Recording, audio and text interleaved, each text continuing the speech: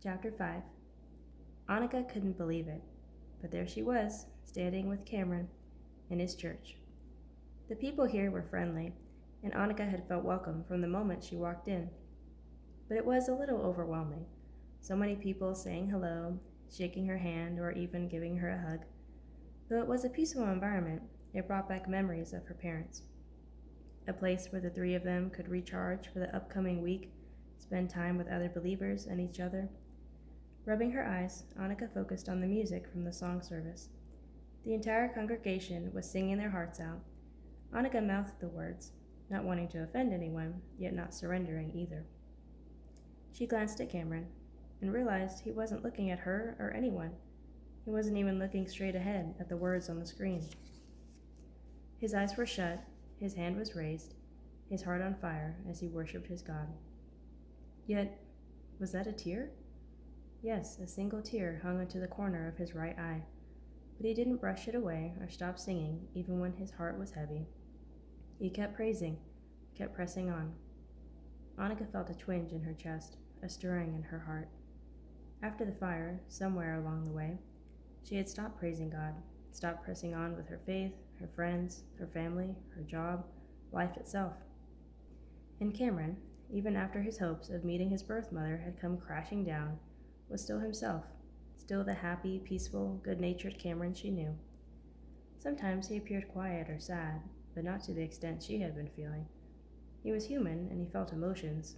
He just didn't let them control him. Was Cameron truly getting this strength from God? And if so, why had she never experienced it? Maybe because he never asked for it or wanted it.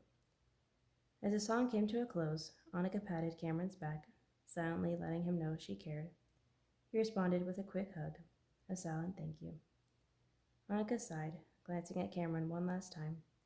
He had talked to her about his faith before, but nothing had really taken hold of her. She had done well at blocking off his comments with her shield of doubt and caution. Yet today, his simple stance had impacted her like nothing else had before. Actions speak louder than words, much louder. After church, Annika sat in the passenger seat, still lost in her thoughts. Cameron drove on, singing with the music on the radio. They were getting close enough that he didn't feel the need to talk nonstop when they were together, another characteristic Annika admired about him. But right now, she needed to broach the question that had been reeling in her brain since the song service had ended. Cameron? How do you do it? He glanced her way. Do what? You always seem at peace. And it's not like you've had an easy life. Grew up in an orphanage, plus lost his adopted mother, plus rejected by his birth mother, equals not an easy life. He lowered the volume on the music. Oh, trust me, I get annoyed and stressed just like everybody else. But my mom always told me that I could go through life looking for blessings or becoming one. I know God's ultimately in control and works everything for my good. She could hear the conviction in his tone. She could see it in his eyes. God will never let me go through anything I can't handle, Cameron continued. So I don't have to worry or understand. I only need to trust. You say it with such certainty. How do you know? Well, I spend time with him, getting to know him. It's like any other relationship. You build trust as you spend time together. Like us, she finished silently. Annika sat back, meditating on what he'd said. Cameron was the only one she'd opened up to since the fire, but it seemed he was a good choice, a good person to confide in. Since she had taken his hand and shook it, her outlook on life had slowly been changing, for the better. Striding into Cup of Kindness, Annika took a look around, admiring the new paint job. For 3 amateurs, the place looked fantastic. She, Jake, and Crystal had done it themselves, and it had been loads of laughs. She'd rather do a good job with her friends, save money, and gather some good experience and memories along the way, rather than just pay someone to do it professionally. The funniest part of the day was the before and after pictures they had taken of each other. The girls had a couple spots of paint on their clothes, but with all the green splatters that had covered Jake's jeans, he looked like he'd repeatedly jumped in the tray of paint. How he had managed to do that and not drip any on the counters, she'd never know. The sound of glass crashing to the hardwood floor jerked Annika from her thoughts.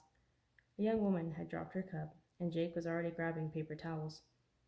Annika turned to get some cleaning spray, but Jake had a bottle hooked to his belt loop. Efficient, another one of his attributes. She watched as he brushed back his shaggy hair for the 100th time. Would that kid ever get a haircut? Annika silently reprimanded herself, playing with her jet black locks.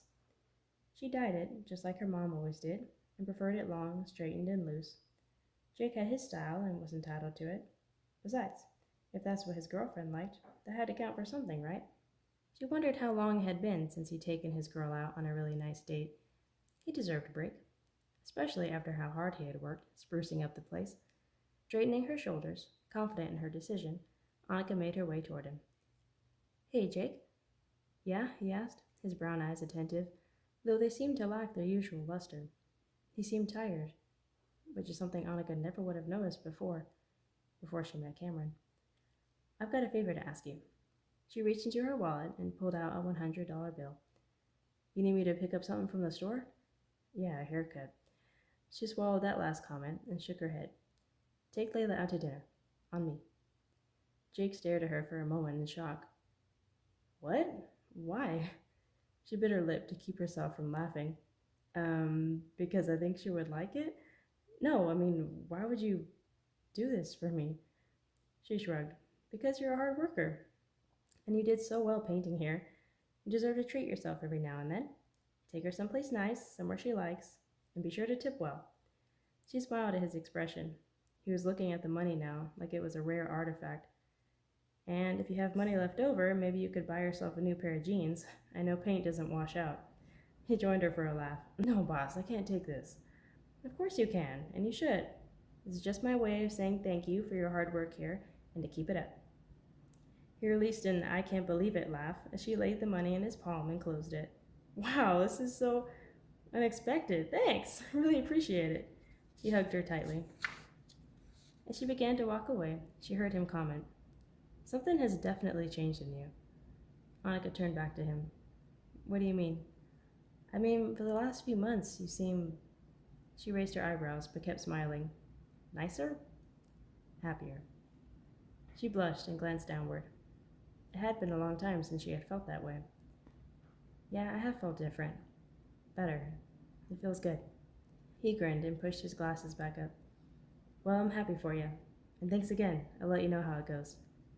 As Annika watched him go back to work with a lighter step, she realized Cameron had been right.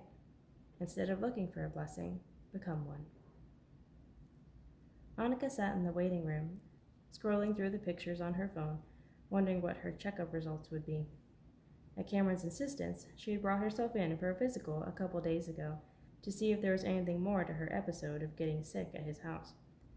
She glanced at Cameron as he exited his office with a mother and son. He caught her eye and winked. She smiled. He looked handsome in his white coat and tan slacks. Then again, he looked handsome in everything. Cameron bent down, eye level with the toddler, and said, "You did awesome, buddy. You were so tough taking that shot."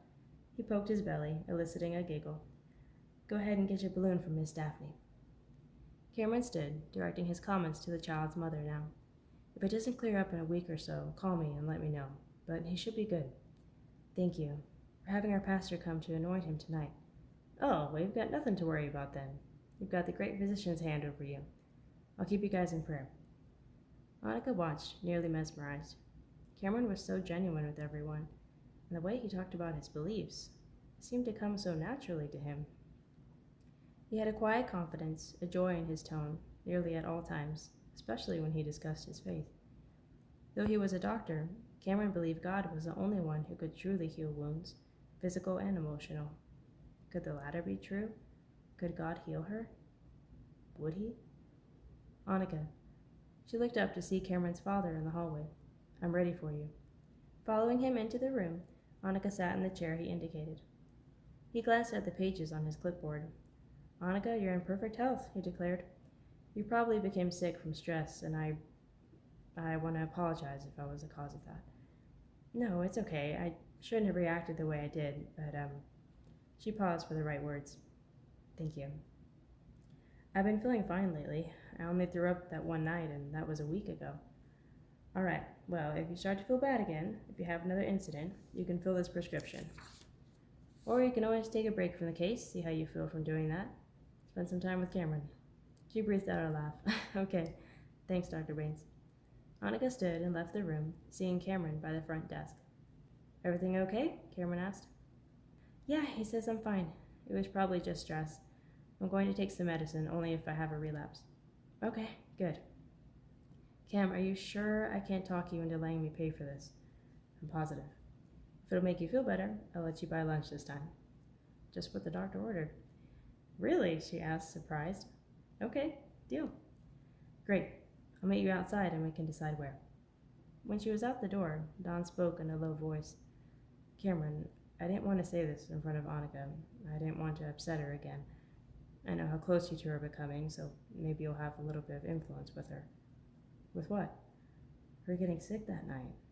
That's purely stress-related. If she becomes sick merely discussing the case, how is she going to be able to continue investigating it?